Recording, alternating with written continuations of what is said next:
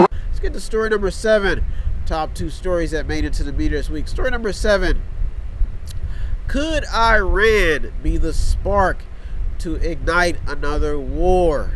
Iran has been making a lot of headlines, and people are just getting fed up with the fact that this country will not stay out of the headlines. They're on the verge of trying to make a nuclear weapon. They've been stockpiling uranium. They've had problems with every administration when it comes to Iran.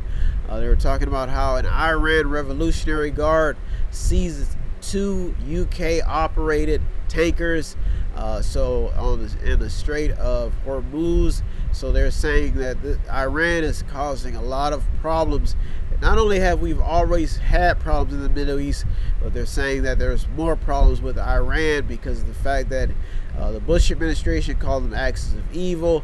They've made headlines, and if there's another war, it can get very, very tragic. So preventing another war is always key and very pivotal for officials and for people trying to keep a control on this system that we live in. Trump says that a U.S. warship shot down an Iranian drone. This story was actually not contradicted, but some people said that this did not happen, but the story surfaced. It actually made headlines.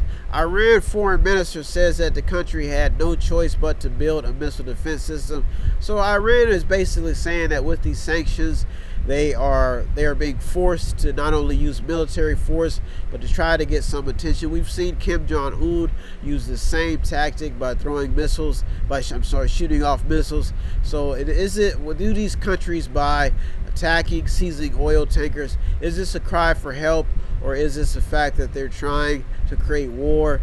When you have big countries who put sanctions on these countries, try to strain out their economies, sometimes these countries get very desperate, so they start doing things, manipulating the currency, seizing oil tankers, shooting off missiles. This is becoming a new tactic and the voice to cry for help, and they just want to get to the negotiating table. Sometimes these countries really mean business. They sponsor terrorists, and they need resources, so this is what they do to get a voice in the fight. You're in the media with me, Brian Westwood. It's my duty every week to give you the top 8 headlines and developing news stories.